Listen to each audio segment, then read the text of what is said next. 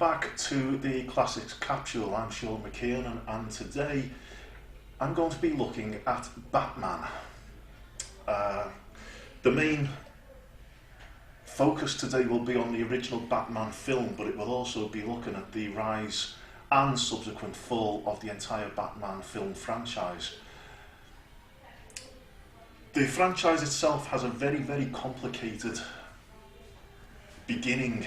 It actually began development in the late 70s, 1980, with an idea from CBS Pictures of a film of Batman in outer space. No one was prepared to back this, unsurprisingly enough, because it really would have been an absolute disaster, and the idea was very quickly scrapped. The upshot of it all was that a couple of months later, the film rights were then bought by John Peters and Peter Gruber from DC Comics, and they made it very clear at the outset they wanted to do a Batman film based very much around the origins of the character and how Bruce Wayne subsequently became Batman.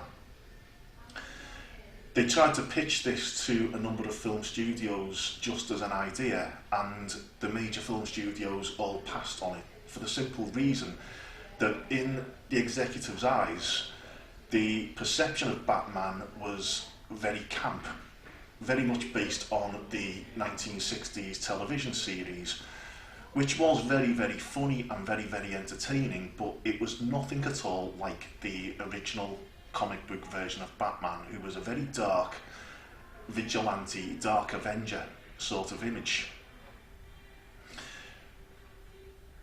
Tom Mankiewicz was approached to write a treatment and screenplay, which he went ahead and did.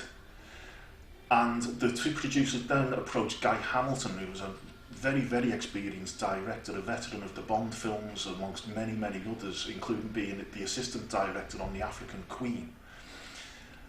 Guy Hamilton read the script and turned it down flat. Had absolutely no interest in doing Batman in any way, shape or form, particularly when he read the script. So the whole thing then went into development hell for quite some time. A little bit later on in 1980, Warner Brothers, having had a massive success with Superman, accepted the Batman film idea. But they, at that particular point in time, wanted a very camp film, so they were quite happy to go with the Tom Mankiewicz script. Now, at that point, Ivan Reitman was approached to direct it, and Ivan Reitman was very keen on the idea of doing it. And having had a massive success with Ghostbusters, Ivan Reitman went ahead and spoke to Bill Murray to play Batman. Bill Murray was quite interested in the idea, but then things went ever so slightly wrong when Ivan Reitman then approached Eddie Murphy to play Robin. At which point, Warner pulled the plug and said, we don't like the direction this is going in, so the whole thing was abandoned. A further film treatment was then produced over the course of 3 years, and in 1983 Tim Burton was approached to direct it, very much on the strength of Pee-wee's Big Adventure, which again is a very offbeat, very comedic, very light film. Tim Burton wasn't a great fan of comic books and he wasn't a great fan of Batman, but he saw something in the character that interested him. So he agreed that yes, I will direct this film, then read Tom Mankiewicz's script and declared it far too camp and threw it out and said, like, I want a new treatment, it's got to be done this way, I want it done very dark, and I want to do an origin story, which is exactly the image of the original producers. So that all that then went away. Steve Englehart then wrote a new treatment, very much based on the Tom Mankiewicz, but with a lot of the comedy and the camp elements taken out. Elements that carried over into the actual main film were the Joker was the main villain, but there was also a cameo for the Penguin. And at this particular point in time, the original idea was that Peter O'Toole would be approached to play the Penguin. That script was developed, it went ahead, but then in subsequent rewrites the Penguin was dropped because it was then thought we only need one main villain to focus on against Batman. You have the two characters. The Joker is the archetypal Batman villain, if you like, so we will go with the Joker. The storyline had a villain in there who the Joker was working for. That character was completely altered and rewritten to a mobster named Carl Grissom. And the idea then was that, as well as showing Batman's origins, we will also see the Joker's origins. And they opted to go along the line of the Joker being created very much by Batman, and the two of them being a sort of mirror image of each other, where the Joker is very much the dark side of Batman's nature. That was the idea that they then went along with. And then came the very thorny image of casting. And as at that particular point in time, whenever there was a film role going in a major film, Mel Gibson was linked as Batman. Mel Gibson at that particular point in time was forever being linked with being the next James Bond. As I say, any time there was a major film role in the offing, Mel Gibson's name was always linked to it. Mel Gibson was never approached for Batman. However, actors that were Kevin Costner, Tom Selleck and Harrison Ford. All of them passed on the idea. Tim Burton then decided he would very much prefer to have an unknown actor as Batman, and went to an actor who at that particular point in time was unknown, Ray Liotta, and asked Ray Liotta if he would audition. And even though he was an unknown and it was going to be a major role, Ray Liotta passed on the chance of audition, and that's a decision that he regrets to this day. So the idea then was, forget the idea of an unknown, we will go with an established star, and they offered the role to Pierce Brosnan, who had absolutely no interest in playing a comic book character, especially one where he spends an awful lot of the film in a mask. So he said no, fortunately enough. Tim Burton had quite recently worked with Michael Keaton in a film called Beetlejuice, and a number of people came to Burton with the idea that Michael Keaton would be the ideal Batman, and having worked with the actor, Tim Burton agreed with that, and so Keaton was approached and he agreed to take on the part. And this is where the controversy then started, because it was not a decision that was met with universal acclaim. At that point, Michael Keaton had a reputation for appearing in very light comedy. And all of the publicity for this film was, it's going to be very dark, it's going to be very much what Batman should be, and then they cast a comedy actor as Batman. And the perception then was, it's just all publicity speak, and it is going to be very much a camp fest. When it came to casting the Joker, a number of actors again were considered, and a number of actors were seen for it.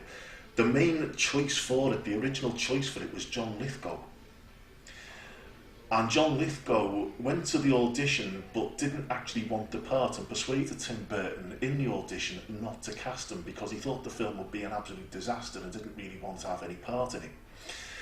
Now, when the film subsequently became a major success, John Lithgow very much regretted not taking the audition seriously and not going ahead with it. Now, an actor who had been considered for the Joker since the very first development idea for this film was Jack Nicholson. And if ever an actor was born to play the Joker, it is Jack Nicholson. It's fair to say at the beginning he wasn't that keen on the idea, and he really only accepted the part on a number of very, very strict conditions, one of which was a massive, massive salary. Another one was he demanded full approval of the makeup designer, who subsequently became Nick Dudman on Jack Nicholson's say-so. And he also had to have off any days where the LA Lakers were playing at home, because Jack Nicholson is a season ticket holder with the LA Lakers and will never miss a match. He also demanded top billing in the film, and also a massive percentage of any box office takings. Tim Burton really wanted Jack Nicholson to play the Joker, so went ahead and cast him.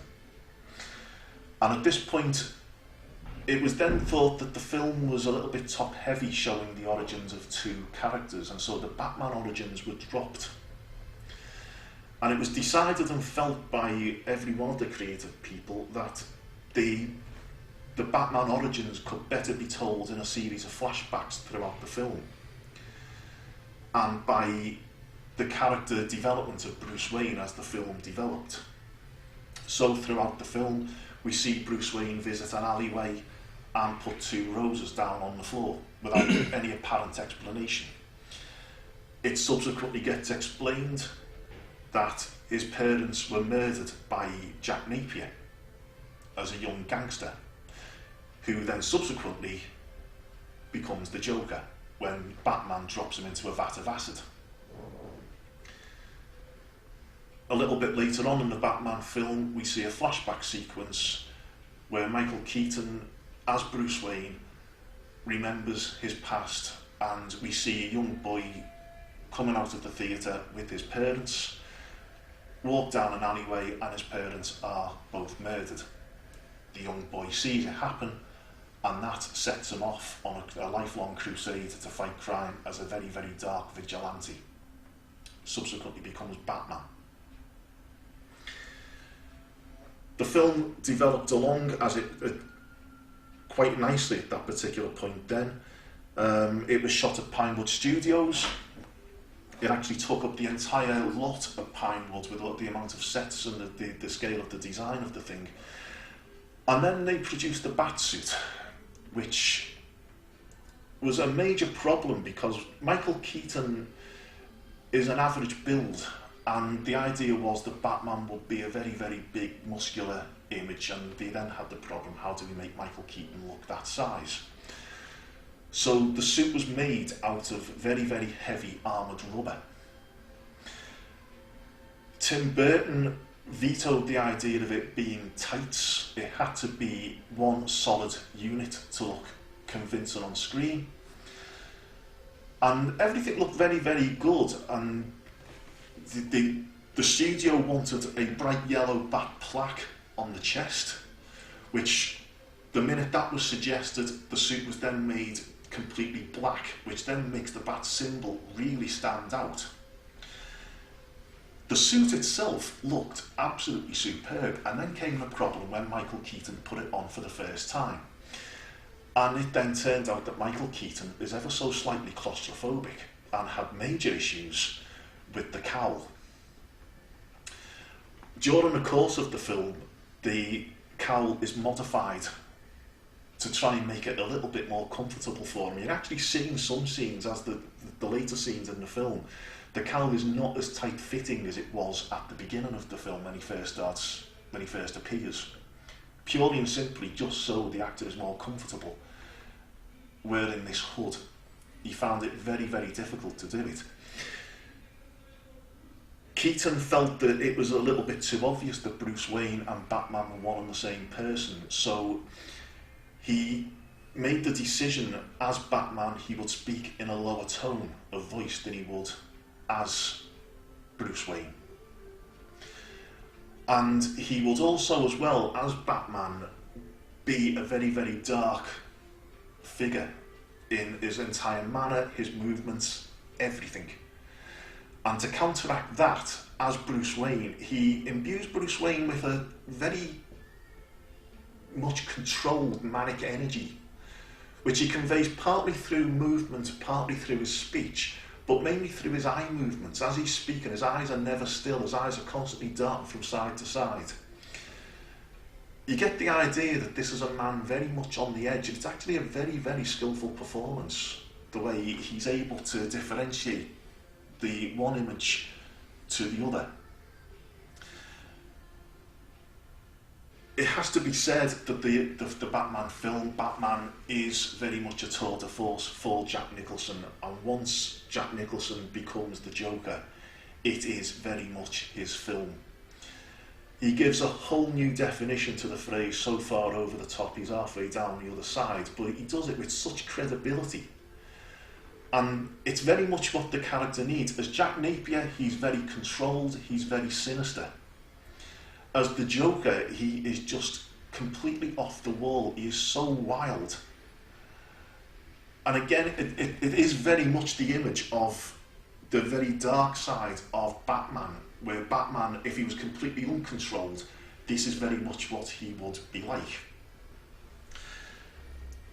There were then major issues when they were making the film, because while they were making it, the climax of it was completely rewritten, very much about Tim Burton's knowledge.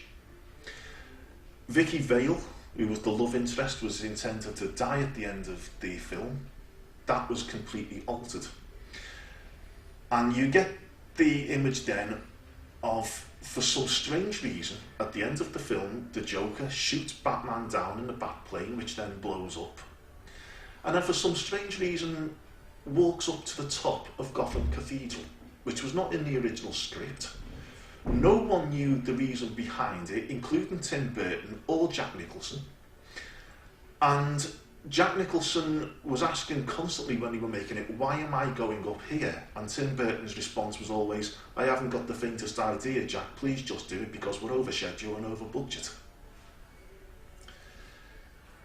The end of the film doesn't really make that much sense because there's no reason for it at all to happen on the rooftop of Gotham Cathedral other than an excuse to kill the Joker off.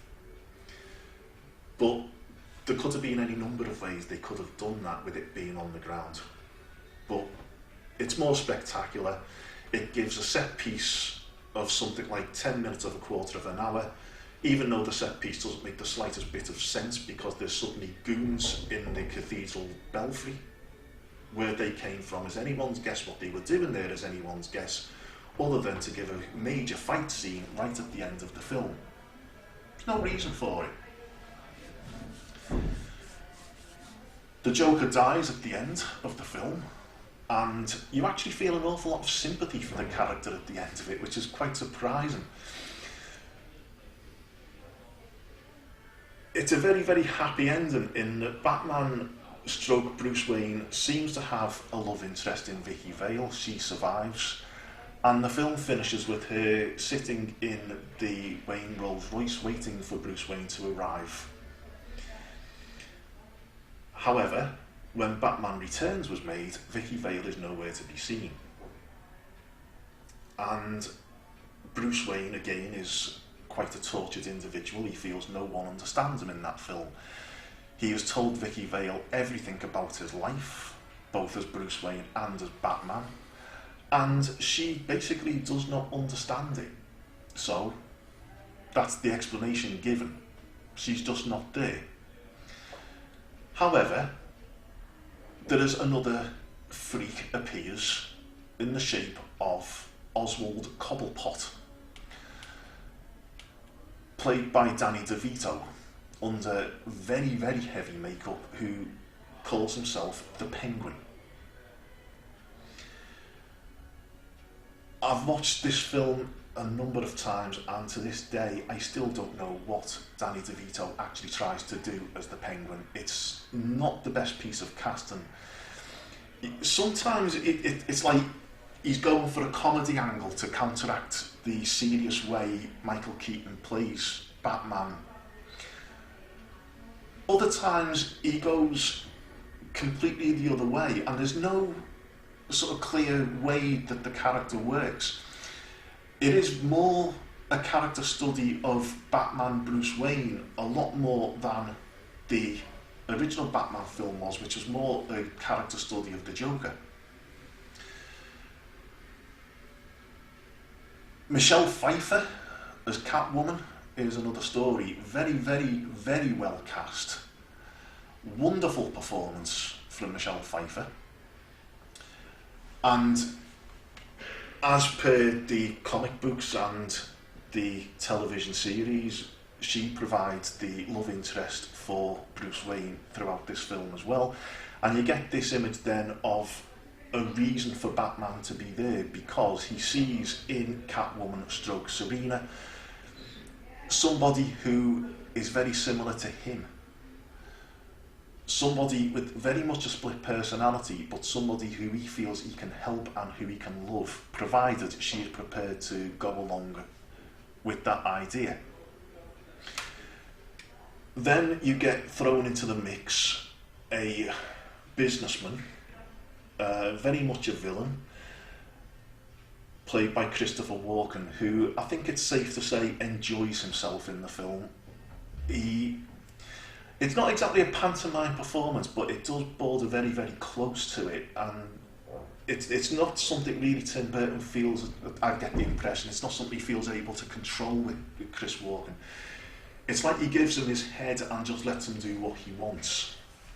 And while plot-wise Batman Returns holds together a lot better than the original Batman film, direction-wise and content-wise, it's not really as strong, in my opinion. It's the performances are good, but they're very, very uneven. Nobody seems to be pulling in the same direction with Batman Returns. And it's a very, very strange time for the film to be released. It was released in the summer, and the film is based at Christmas. And I well remember going to see it. It was actually quite a warm summer, and one of the very first scenes is Michael Keaton as Batman going around doing Christmas shopping in Gotham City, all dressed up with Christmas lights. And when you're sat in a cinema in the middle of August, that is not the sort of thing that you want to see. But Christmas, you get a whole different range of films, different types of blockbuster. The main blockbuster time is spring to summer. Warner Brothers saw this as a blockbuster. It's going out in the summer. After Batman Returns, unfortunately, the franchise goes ever so slightly astray. Tim Burton left the franchise. With him went Michael Keaton. And in Tim Burton's place came Joel Schumacher, who saw Batman in pretty much the same way as Tim Burton. He saw him as a dark vigilante, but he also wanted the character to be lighter, which would have been quite a good development for it, with the way Michael Keaton had actually played the part. Unfortunately, they got the casting completely, totally, utterly wrong and went for Val Kilmer, who seemed to think that playing Batman was time to give his zombie performance. He imbues the character of Batman and Bruce Wayne with about as much life as a house brick. This is the film where we're introduced to Dick Grayson as Robin. Wonderful performance by Chris O'Donnell, even though he looks about 6 years too old on screen. But it has to be said, he acts Val Kilmer off the screen absolutely effortlessly. He steals every single role, every single scene that he's in. The villains for this film are Two-Face, originally a character named Harvey Dent, the District Attorney of Gotham City, played in the original Batman film by Billy D. Williams, fresh from blowing up the second Death Star in The Return of the Jedi. Billy D. Williams to this day is very, very upset at the fact that he was not asked back to play Harvey Dent as Two-Face. Instead, they went for Tommy Lee Jones. And Tommy Lee Jones, he doesn't particularly come across as being interested in being in the thing, and he sees it, for me, as an opportunity to just have a really good laugh. He goes so over the top with the thing, and it's like He's gone and watched Jack Nicholson as the Joker and thought, I can do that better, and makes the fatal mistake of trying, and no one can do that the same way as Jack Nicholson, other than Jack Nicholson. Allied with Two-Face, you have the Riddler. Now, the original choice for the Riddler, the original idea for the Riddler, was Robin Williams. And Robin Williams wanted the part, but he made it clear that he would not stick to the script. Robin Williams would want to improvise in scenes. Shcumacher was not prepared to allow that to happen, and so he went for Jim Carrey, who is a pantomime villain. The film is all over the place. There's absolutely nothing redeeming can be said about it other than Chris O'Donnell. When Batman and Robin was made, Chris O'Donnell signed up very, very quickly, which meant Val Kilmer declined the opportunity to play Batman again because he did not like Chris O'Donnell at all. He didn't like the way Chris O'Donnell, he felt, had upstaged him in the Batman film. So George Clooney was cast, who has a very novel way of head movements as Bruce Wayne. And he tries very hard to do that with Batman as well, which in the confines of the Batsuit is actually quite an interesting thing to see. The Batsuit, of course, has been modified and for some strange reason has nipples. What Shcumacher was thinking of when he wanted that is anybody's guess. However, the other thing to say about the Batsuit in this film, the silver flashes to it do actually look very, very smart, and the suit itself, other than the nipples, if you can overlook the bat nipples, do actually, the suit itself looks fantastic. The Batmobile looks fantastic. Chris O'Donnell, again, is a decent Batman, Robin, sorry, even though he's way, way, way too old. Alicia Silverstone is introduced as Batgirl. And things on the face of it are going quite well until you get this neon bike gang. And then you get Arnold Schwarzenegger cast as Mr. Freeze. Which, in fairness to Arnold Schwarzenegger, he does his best. But his accent makes speaking some of the dialogue, which is clunky at best, it makes it very, very difficult to understand him sometimes, especially under the makeup that the poor guy has to wear. He's portrayed very much as a sympathetic character, just wanting to save his wife. And then into that mix, you then get Uma Thurman as Poison Ivy, who is just an absolute scream from start to finish. She really cottons onto what she has to do in the film, and she lightens it. And it is a very, very funny performance from her. But the damage was done really for me with Batman Returns. Batman and Robin is a better film, but it really could not stand up after the damage that was done to the franchise. George Clooney blames himself for it, which is a little bit unfair. He does his best in the thing, and he is a much better Batman and Bruce Wayne than Val Kilmer was. He's not as good as Michael Keaton, but he is not that bad, and he's not as bad as he thinks he is. He's let down by the script, he's let down very much by the direction, and also by the design of the thing as well.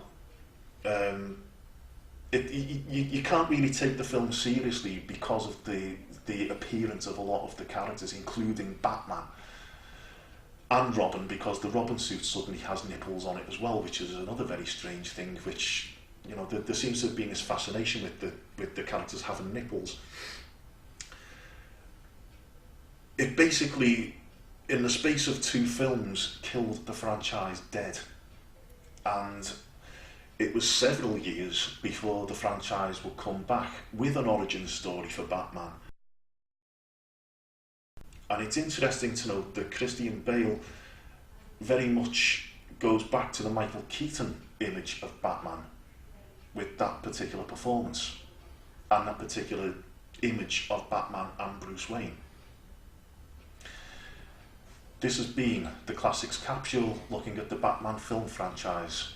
My name's Sean McKeown. I hope you've enjoyed it. Thanks very much.